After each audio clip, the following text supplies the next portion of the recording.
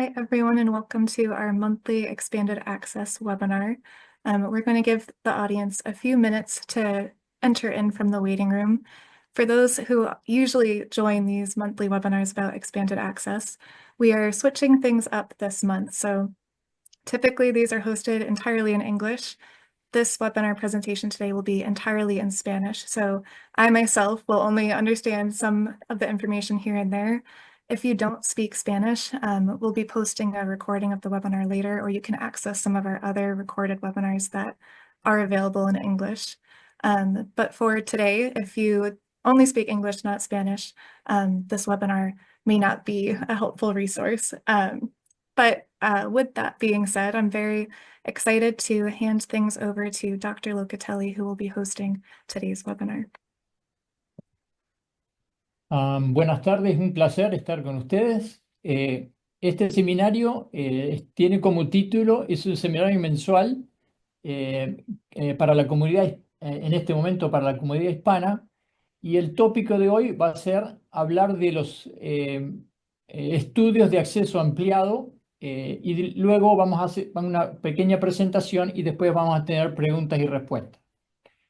Yo soy profesor en la Universidad de Nova en el sur de la Florida, y dirijo el centro de ELA de la Universidad de Nova aquí en el sur de la Florida, y tengo el placer de compartir el seminario con dos profesoras que son directoras del Centro Caribeño Hispano en Puerto Rico, que sirve para todos los estudios clínicos para el Caribe.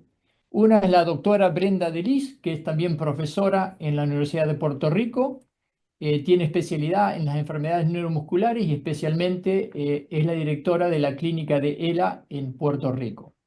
Y también con ella la doctora Valeria Boina, que como digo es la codirectora del Centro Caribeño Hispano, y corren un estudio de acceso temprano ampliado en Puerto Rico, y tienen mucha experiencia en eso, así que van a estar participando en las preguntas y respuestas.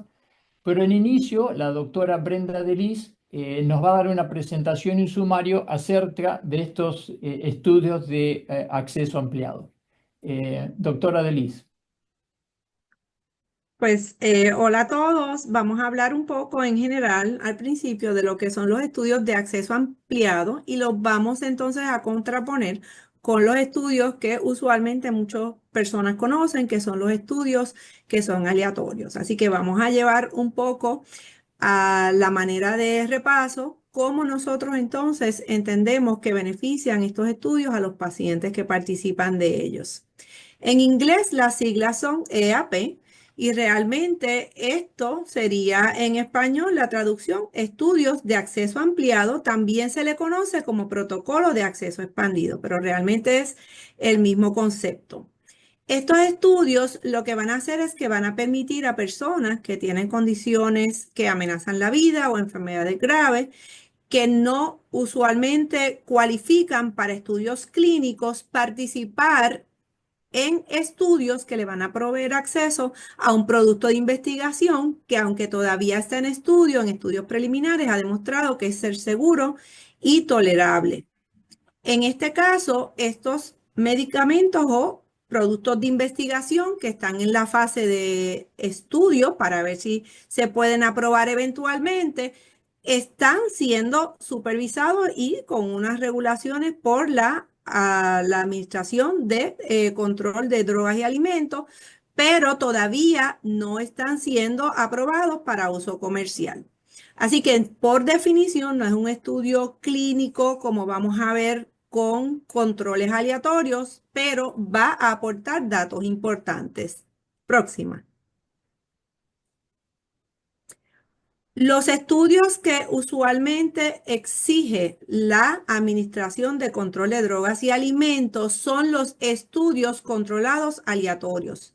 En estos estudios tenemos que demostrar una eficacia y muchas veces vamos a comparar el producto de investigación con lo que sería entonces unos pacientes que también tienen la misma condición, pero que no están recibiendo el ingrediente activo en ese producto de investigación. Es decir, si es una pastilla, los pacientes que están en el grupo de tratamiento van a estar recibiendo ese medicamento que tiene un componente que va a ser lo que se espera que tenga un efecto para alterar la condición, mientras que los otros pacientes que están en el grupo placebo son el grupo control y van a tener un medicamento que no tiene ningún ingrediente activo, pero que se va a estar probando a la misma vez para poder realmente ver si hay diferencias en el grupo que está recibiendo el tratamiento y los que no. Así que para que la Administración de Drogas y Alimentos pueda aprobar un medicamento, como vemos ahí,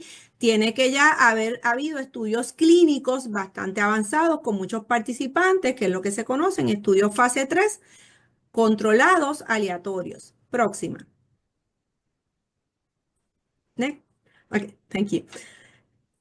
Cuando comparamos los estudios clínicos aleatorios, de los que estuvimos hablando anteriormente, con los estudios de acceso expandido o de acceso ampliado, vamos a ver que el objetivo principal en los estudios clínicos es que se pueda aprobar que el medicamento es eficaz y que es seguro antes de presentarlos a la Administración de Drogas y Alimentos. Mientras que el acceso expandido va a hacer que el paciente tenga la oportunidad de utilizar el medicamento que está bajo investigación, que tiene el ingrediente activo, porque estos pacientes de otra manera no cualificarían para estudios clínicos, porque como vamos a ver, los estudios clínicos aleatorios van a tener unos criterios de inclusión para que el paciente pueda participar mucho más estrictos. Muchas veces los pacientes de acceso expandido en condiciones como esclerosis lateral amiotrófica pueden tener unos criterios de inclusión que muchas veces lo que nos asegura es que el paciente, si por ejemplo el mecanismo de procesamiento del medicamento que está en investigación es a través del hígado, pues definitivamente tiene que tener una buena función de hígado, pero tal vez no tiene que tener la rigurosidad de tener 2 años o menos con la condición, que es lo que la mayoría de los estudios clínicos aleatorios exigen. O tal vez el paciente tiene una función pulmonar que ha bajado un poco de lo que los estudios clínicos utilizan y está tal vez un poco menor de 70, pero sin embargo, a través de los estudios de acceso expandido, ese paciente que no cualificaría de otra manera para un estudio clínico puede participar en un estudio de acceso expandido y tener acceso a ese medicamento. Ambos son controlados por la Administración de Drogas y Alimentos, pero usualmente los de acceso expandido, aunque sí tienen esta regulación, pues tiene un poco de menos restricciones. Los datos que se recopilan en los estudios clínicos, usualmente cuando son estudios aleatorios que tienen un grupo control o el grupo placebo que no va a estar recibiendo el ingrediente activo en el estudio, ¿verdad?, de investigación, pues sí nos van a ayudar a recopilar datos y es lo que la FDA exige para probar eficacia, pero sin embargo el acceso expandido que se corre a la par con el mismo medicamento o producto investigacional, aunque es menos riguroso en términos de los datos que se recopilan, ayuda para obtener data adicional sobre la tolerabilidad del medicamento y también algunos marcadores, biomarcadores o pruebas de función. Próximo. Así que aquí tenemos, ¿verdad?, un gráfico bien sencillo cuando tenemos un paciente que tiene una condición como esclerosis lateral amiotrófica.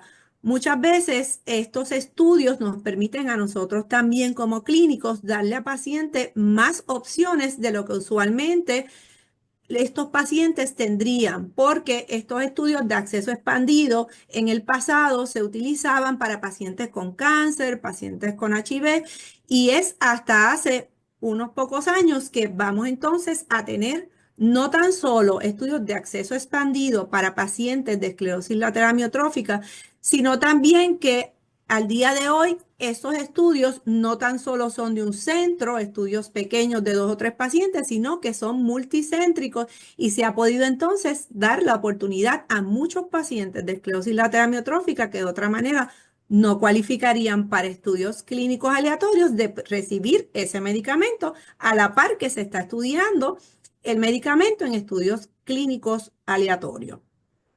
Nosotros también entendemos, ¿verdad? Es una de las cosas que pasa, que la administración de droga y alimentos, aunque no son, ¿verdad? Solamente los estudios randomizados, controlados, aleatorios, por ser más rigurosos y tener una data, ¿verdad?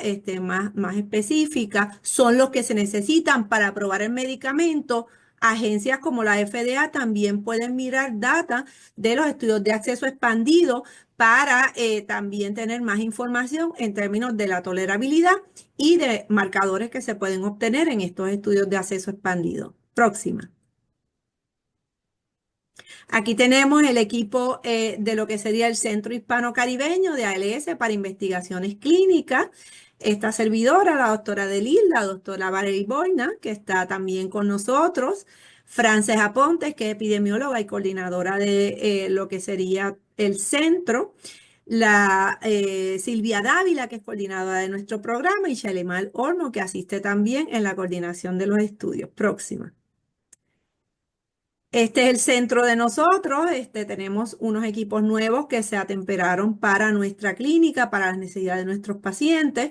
Está establecido desde el 2023 y tenemos un personal que nos está dando apoyo, que tiene más de 30 años de experiencia en coordinación de estudios clínicos, que se han unido a nuestro centro de pacientes de esclerosis lateral amiotrófica. Contamos con una farmacia de investigación dentro de las facilidades. Y bien importante, porque los pacientes son nuestro norte, tenemos también la Junta Asesora de la Comunidad, donde tenemos pacientes de esclerosis lateral amiotrófica, que son los que nos dan ese apoyo, y a ellos les presentamos los estudios que tenemos corriendo y también nos dan recomendaciones en las cosas que podemos mejorar o que podemos entonces estudiar. Próxima. Nosotros ahora mismo estamos participando en el estudio de acceso expandido de pridopidina y básicamente el objetivo es dar acceso a este medicamento y vamos a estar también observando medidas de seguridad, de que el paciente lo tolere, y vamos a estar también evaluando la parte clínica para ver si el medicamento es eficaz. Hasta el día de hoy, ese estudio, tenemos 3 pacientes reclutados. El estudio cerró la fase de reclutamiento en diciembre, pero muchos pacientes, ¿verdad?, se ofrecieron a participar.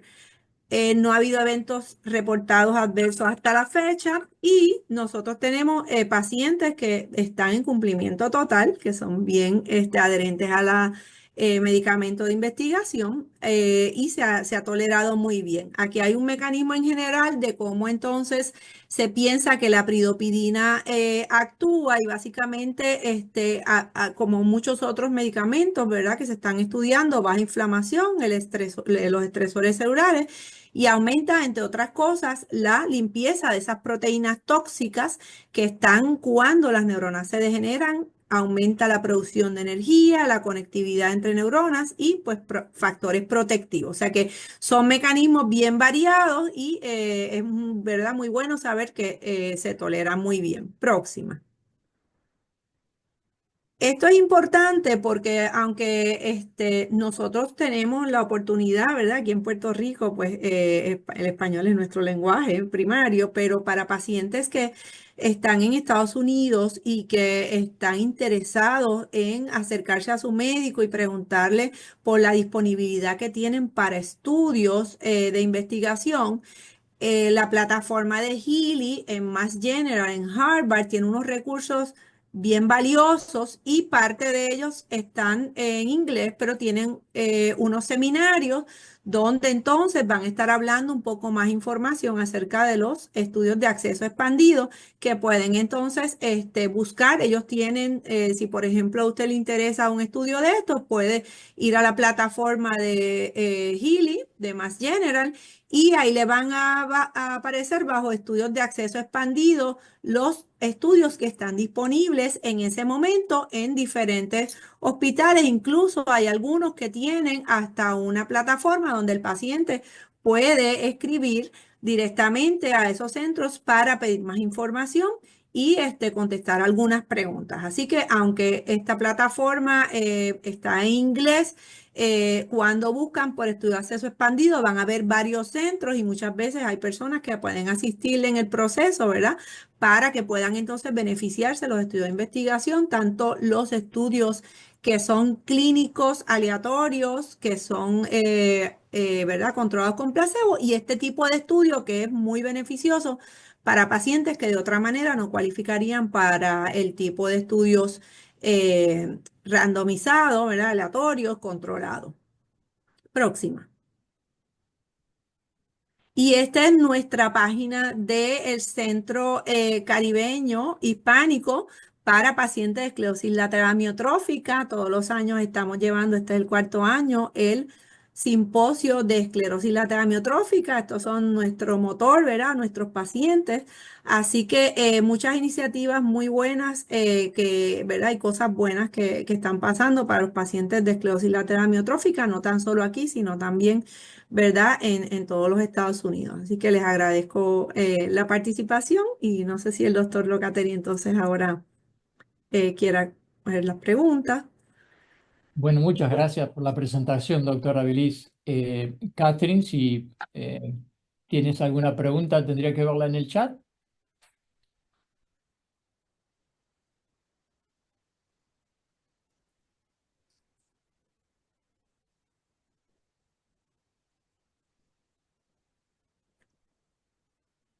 No hay Ah, preguntas, but I can put some questions that I get via email. muy bien, espero las preguntas. Em, Muchas gracias, doctora. Quería complementar que nosotros también aquí en la Florida tenemos un centro que lo hemos hecho bilingüe, sobre todo para la comunidad hispana que tenemos en el sur de la Florida y una también para una comunidad internacional, para ofrecer a toda la comunidad hispana recursos para entender un poco la enfermedad y tener oportunidades de participar en estos estudios que añaden tanto valor a la ciencia de los otros estudios. En nuestro centro también acabamos de abrir un centro nuevo, una clínica nueva con más facilidades para aumentar el volumen y la capacidad para enrolar más pacientes. Lo que quisiera comentar y complementar por ahí algunas de las cosas de la doctora es la importancia que tienen estos estudios. Es que el paciente, cuando ya no califica para los estudios de doble ciego, en el pasado no tenía oportunidad de participar. Y como dijo muy bien la doctora, estos estudios dan esa oportunidad al paciente que quiere no solamente tener una oportunidad para enlentecer la progresión de su enfermedad, pero como vemos en muchos pacientes quieren contribuir a la ciencia. Entonces, participando en estos estudios, ciertos marcadores y la experiencia que se gana con el estudio también le permite al paciente ofrecer a la ciencia, poniendo su participación en que la ciencia aprenda para que los próximos estudios tengan más chance de ser exitosos. Esta es una muy buena oportunidad para aquellos que quieren participar y contribuir a la ciencia. Estos estudios es una oportunidad para todos esos pacientes que ya no califican para los estudios aleatorios para participar en estos estudios. Creo que hay una pregunta ahí, doctor, en términos Sí. de la guía que se le da a los pacientes. Claro. ¿Cómo es que cuál es la guía que se le da a un paciente que es diagnosticado recientemente y cuándo un estudio de expansión, cuándo es el momento apropiado para discutir un estudio de expansión? Doctora, ¿quiere hacer un comentario al respecto?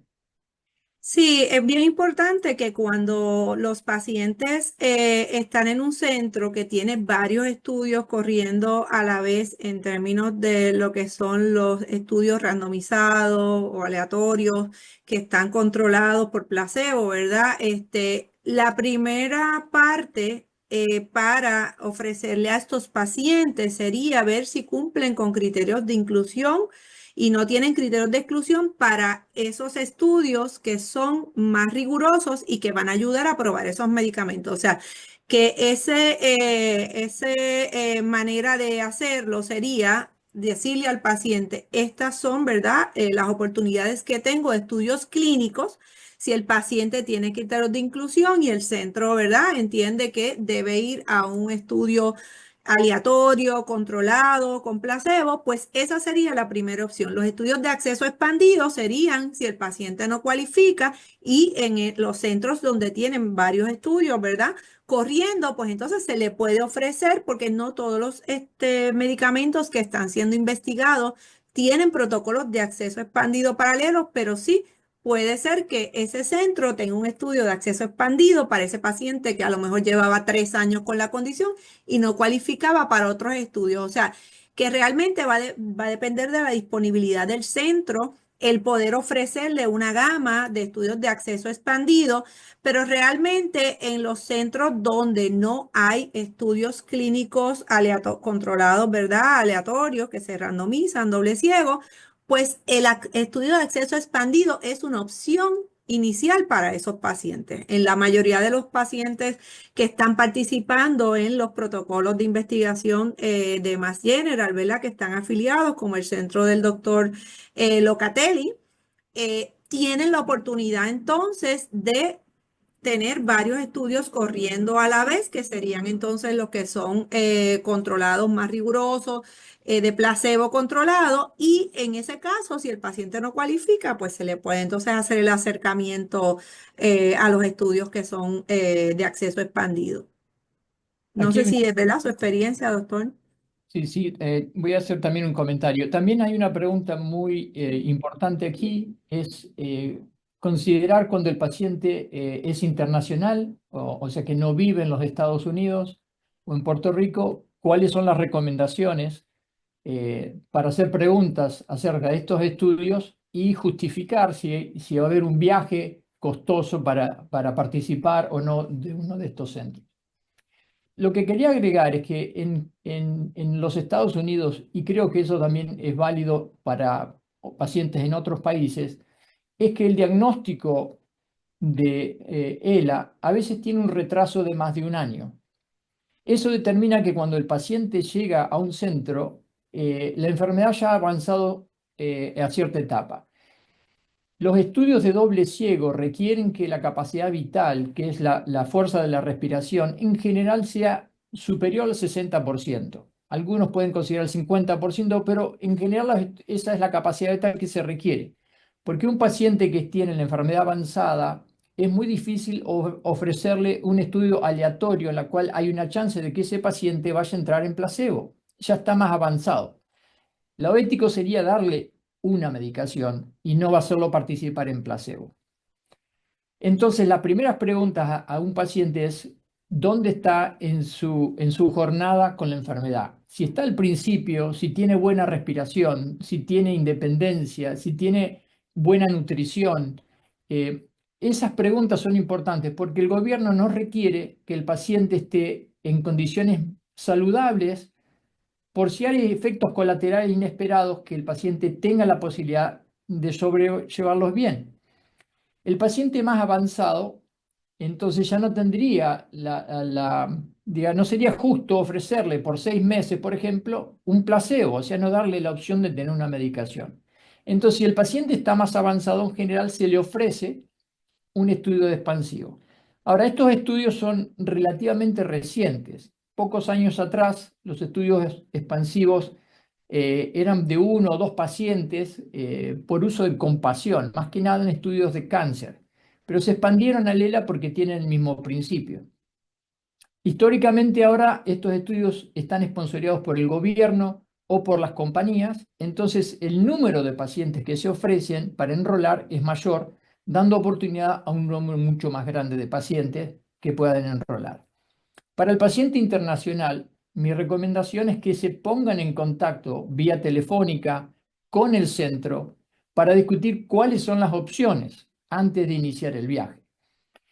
En esa conversación, nosotros pedimos datos pertinentes de la enfermedad para saber si la persona puede calificar un estudio aleatorio o si ya no califica, ver si califica para un estudio de acceso expandido.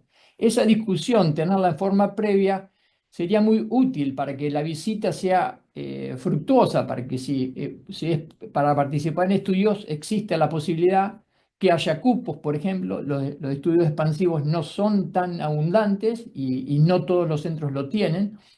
A veces se puede establecer una conexión con un centro y después referir a otro centro. Por ejemplo, hay algunos estudios que nosotros no tenemos, pero si podemos facilitar el viaje a otro centro que lo tenga, entonces se da la información.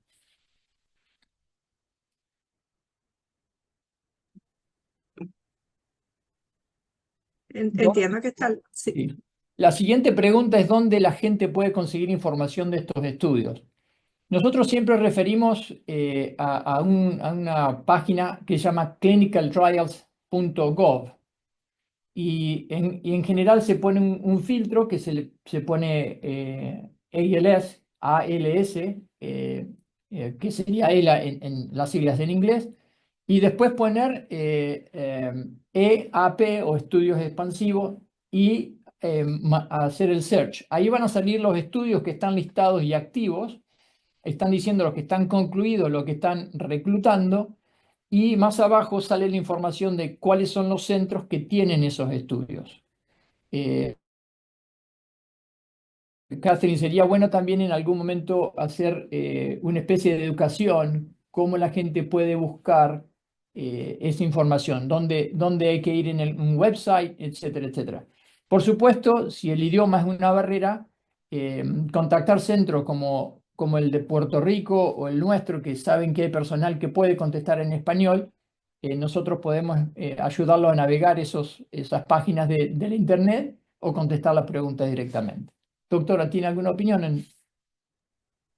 Sí, gracias por aclarar también lo del clinicaltrial.gov. Yo estuve haciendo para la presentación de hoy un search y la realidad es que aún la página de clinicaltrials.gov, que es muy buena y se puede escribir la condición y pues recuerdo que cuando estaban surgiendo la investigación de las células madres, por ejemplo, pues mucha gente ponía stem cells, o ustedes pueden poner, ¿verdad?, el nombre del medicamento, pero también se puede poner los Expanded Access Protocol, pero la lista hay veces, ¿verdad? Si uno hace el search en español, no van a salir todos los estudios, a menos que no se ponga el nombre del medicamento específicamente. Así que yo creo que lo que dijo el doctor Locatelli, es muy buena estrategia. Tal vez comunicarse con el centro del doctor Locatelli, que tienen personal que puede asesorarlo, y el centro de nosotros, que está puesto en el chat la información, para simplemente ayudarlos a navegar por la página, porque lo interesante es que Mass General también tiene en su página, ¿verdad? Unos programas donde explican los estudios que están corriendo, los centros, tienen también, uno puede buscar en la página que pusieron ahí el link EAP y aparecen entonces todos los seminarios, los webinars, los estudios, algunos de los estudios que están corriendo con drogas o medicamentos investigacionales nuevos, pero realmente está mayormente en inglés. O sea que la estrategia que está diciendo el doctor Locatelli, ¿verdad? Con miras a que eventualmente se puedan traducir estas páginas o se pueda, ¿verdad?, alguna de la información hacer más accesible para gente que primariamente habla español. Pues en lo que eso sucede, ¿verdad? Y estamos moviéndonos un paso hacia adelante con este seminario, pero nos pueden en confianza, ¿verdad?